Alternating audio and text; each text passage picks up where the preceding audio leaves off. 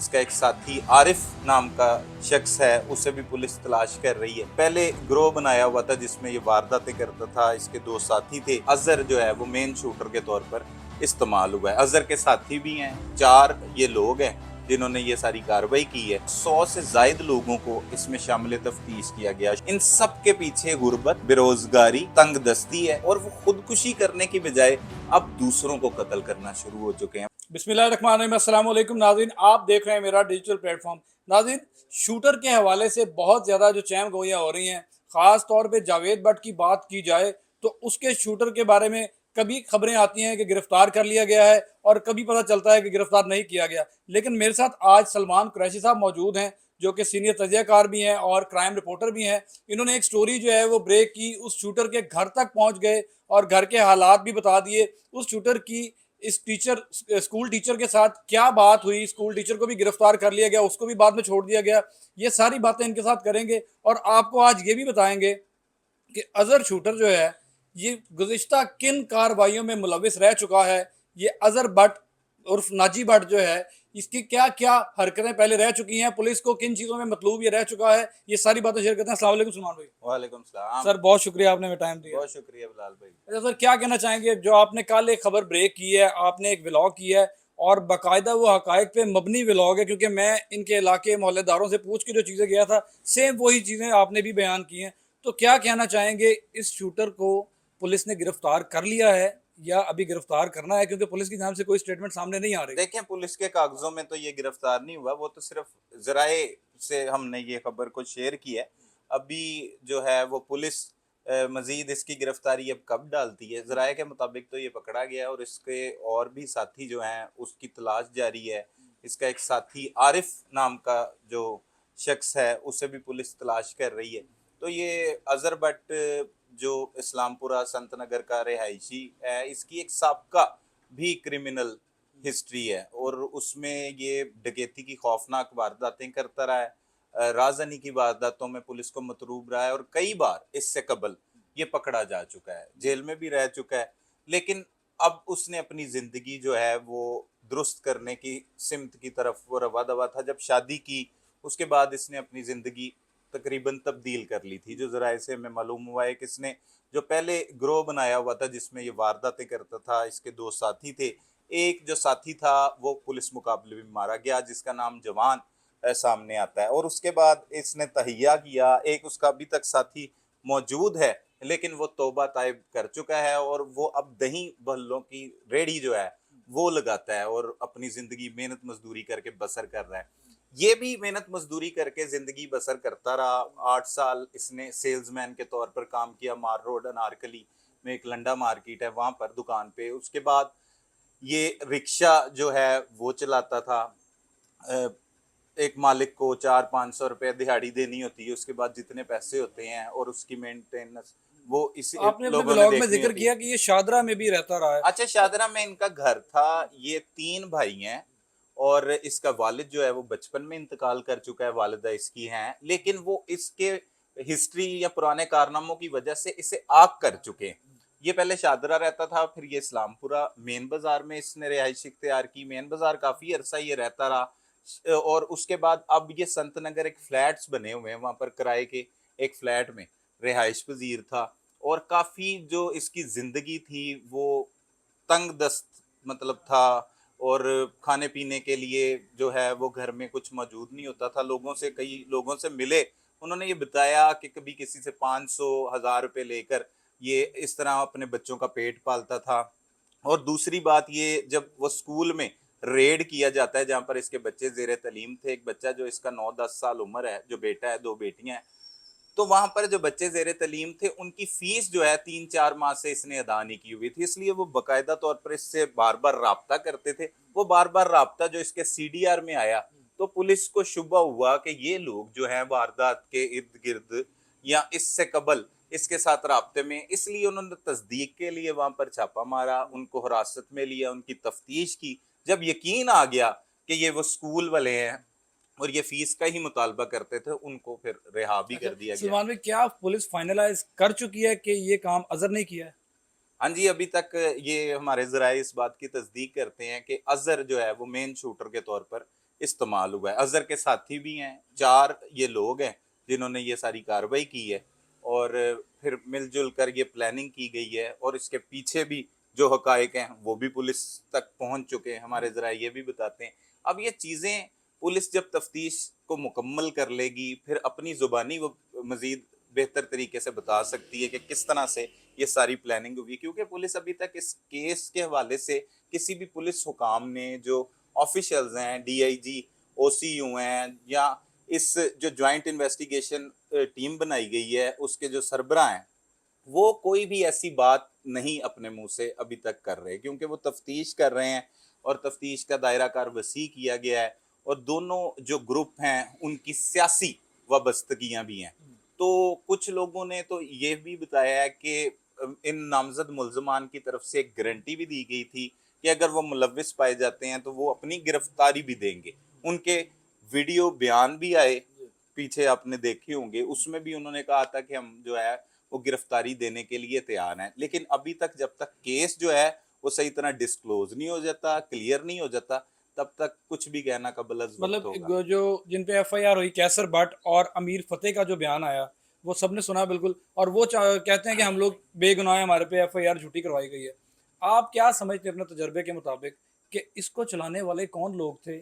इसने तंगदस्ती के बायस किया, वो तो बात ठीक है, लेकिन इसके पीछे कौन सी कुव्वतें हो सकती हैं? जिस तीसरी कुव्वत का जिक्र किया जा रहा था, कहीं वो तो नहीं फायदा उठा गई, या ये दो ग्रुप्स जो हैं इनके अंदर से ही जो है इसको इंस्ट्रक्शंस दी गई हैं? देखें, तीसरी ग्रुप की तो खैर ऐसी हिम्मत नहीं हो सकती, ये मुखालफत में ही एक दूसरे के साथ ऐसे मामलात होते हैं।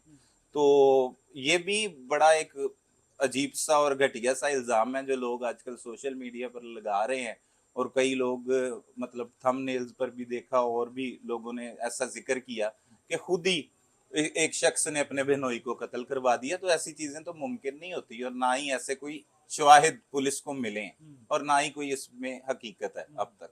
सलमान भाई, पुलिस बहुत स्पीडी काम कर रही है, खास तौर पे अगर ओसीयू यूनिट की बात की जाए, तो अभी तक की जो इतनी सारी गिरफ्तारियां हुई हैं, ये अवाम जानना चाहती है बातें कि ये सीआईए इकबाल टाउन ने गिरफ्तार किए हैं या फैसल शरीफ की टीम ने गिरफ्तार किए हैं? ये कौन सा जो सीआईए का जो विंग है वो इनको गिरफ्तार करने में कामयाब हुआ अब तक? देखिए, पुलिस की 10 के करीब टीमें जो हैं वो तश्कील दी गई हैं जो इस पर काम कर रही हैं और सब मिलजुल कर जो है वो काम करते हुए दिखाई दे रहे हैं। एक दूसरे के साथ जो ओसीयू है वो आपस में राब्ते में रहती है और बताते रहते हैं कि एक जगह पर वो पहुंच गए, दूसरी जगह पर दूसरी टीम। तो ये टीम वर्क ही है जो काम कर रहे हैं और 100 से जायद लोगों को इसमें शामिल तफ्तीश किया गया, शॉर्ट लिस्ट किया गया, उधर जियो फेंसिंग करवाई गई, जितने लोगों के मोबाइल कॉल से राब्ते थे उन लोगों को शामिल तफ्तीश किया गया, बहुत से लोगों को हिरासत में लेकर उनसे पूछगिछ की गई। पहले एक गाड़ी मंजरे आम पर आई कि वो गाड़ी जो है वो ताकुब कर रही थी, पीछे पीछे आती रही, वो गाड़ी वाले भी बेकसूर निकले, उनको भी शामिल तफ्तीश किया गया। इस तरह बहुत से करैक्टर्स जो मुश्तबा लग रहे थे उन्हें तफ्तीश के बाद रिहा किया जाता रहा और जो इसमें मुलविस हैं उनको पुलिस जो है वो उनके करीब पहुंच रही है, उन्हें मजीद गिरफ्तारियां भी अमल में लाई जाएंगी और फिर उसके बाद ये केस जो है वो क्लोज होने की तरफ जाएगा, इख्तिताम की तरफ, और सारे हकायक जो है वो पुलिस ही बताएगी कि किस किस तरह से ये वाकया हुआ है। अच्छा, आखिर में मुझे ये बता दें कि शूटर जो शहर में दंदनाते फिर रहे हैं, हर रोज एक नया वाकया हो रहा है, तो क्या पुलिस ऐसा कोई मैकेनिज्म नहीं बना पा रही अब तक कि इन लोगों तक पहुंच सके? जैसे कि वो पीटीआई के एक रहनुमा को भी जो है शूटर्स के थ्रू मरवा दिया गया, उसके बाद अमीर बालाज को जो मारने वाला था वो भी एक शूटर था, मौके पे हलाक हो गया, और जावेद भट्ट का भी शूटर पे जिक्र हो रहा है। और आज सुबह जो एक इत्तला मिली है कि एक पुलिस कांस्टेबल को जो है इस्लामपुरे के इलाके में कुछ शूटर्स ने जो है वो उनको फायरिंग करके हलाक कर दिया और उनका भी कुछ भी नहीं पता चल सका। तो कौन है ये लोग, क्या चाहते हैं, शहर का अमन क्यों खराब कर रहे हैं?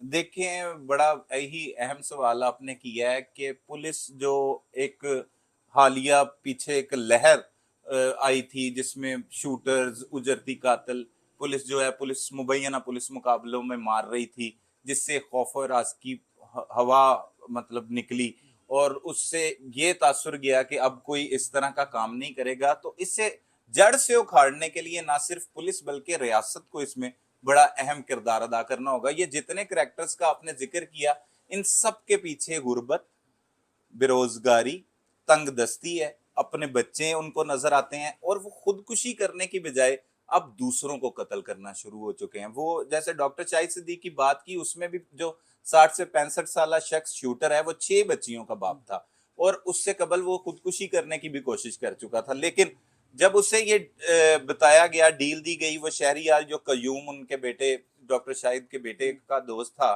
शहरियार मॉडल जो अब तक उस केस में मफरूर है, वो नहीं पकड़ा जा चुका, जो मॉडल भी था।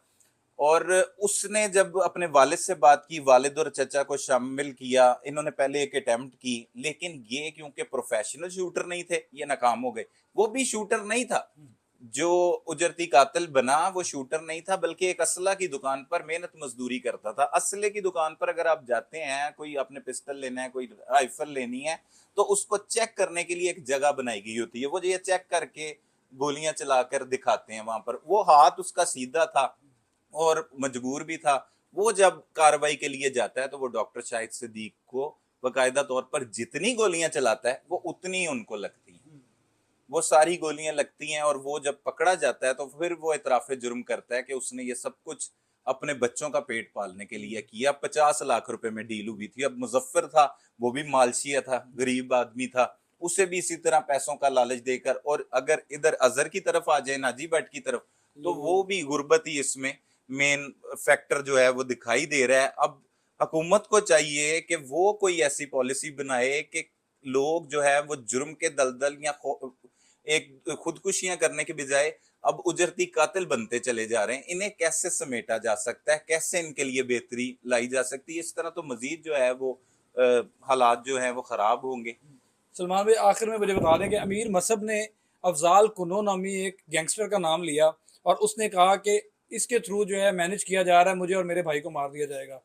तो क्या समझते हैं, ये सिर्फ एक इल्ज़ाम है या इसमें भी कोई तफ्तीश में कोई पेशरफ्त हुई है? देखें, इस किस्म की कोई तफ्तीश नहीं चल रही। दोनों ग्रुप जो है वो एक दूसरे के खून के प्यासे। एक ग्रुप का तो इतना नुकसान हो चुका है कि वो जो बच्चे उस ग्रुप के सरबराह बने हुए हैं, उन्होंने बचपन से सुना है, जब वो पैदा हुए हैं तो उन्होंने सुना है कि उनका दादा जो है वो कत्ल कर दिया था। फिर वो अपना थोड़ा सा होश संभालते हैं तो उनका बाप कत्ल हो जाता है। फिर थोड़े से बड़े होते हैं तो उनका भाई कत्ल हो जाता है। फिर उन्हें ये सुनने को मिलता है उनके मामुओं पर भी हमला हुआ, ये हुआ, इतने लोग मारे गए, इतने। तो वो नफरत का एक पुराना जो अंसर है ना, वो उनके अंदर है। वो भी इल्जामात लगाते हैं, दूसरी पार्टी भी इल्जामात लगाती है। अब भी तो इल्जामात का ये सिलसिला जारी है, और जिस तरह से ये नफरत है और ये बढ़ती चली जा रही है, जावेद भट्ट के कत्ल के बाद मजीद बढ़ी है, तो मैं समझता हूँ कि ये दुश्मनदारी में इल्जामात तो लगते हैं। और ये कोई पहली बार इल्जामात नहीं लगाए गए, पहले भी लगाए जाते रहे हैं। इस पर कोई तफ्तीश खासतौर पर नहीं की जा रही। एक वीडियो बयान था, वो एक कत्ल केस का मुद्दई भी है, और दूसरा उसके भाई पर भी कत्ल का मुकदमा दर्ज किया गया है। उसने वो अपनी सारी सूरत हाल बताई है कि ये मामलात हुए हैं। ये मामला तो नहीं। चलें जी, बहुत शुक्रिया नाज़रीन, आपने सलमान कुरैशी साहब की तफसीलन गुफ्तगू सुनी और इनका यही कहना है कि जो आजकल शूटर्स एक्टिविटी हो रही है, ख़ास तौर पे ये लोग हालातों के मारे हैं। इनके घर में जो है वो हालात इस तरह के नहीं होते कि काम करके अपना घर का गुजर बसर कर सकें, इसलिए ऐसी एक्टिविटीज़ करते हैं। अब देखना ये है कि पुलिस क्या कार्रवाई करती है। हमें इजाज़त दीजिए, अल्लाह हाफ़िज़।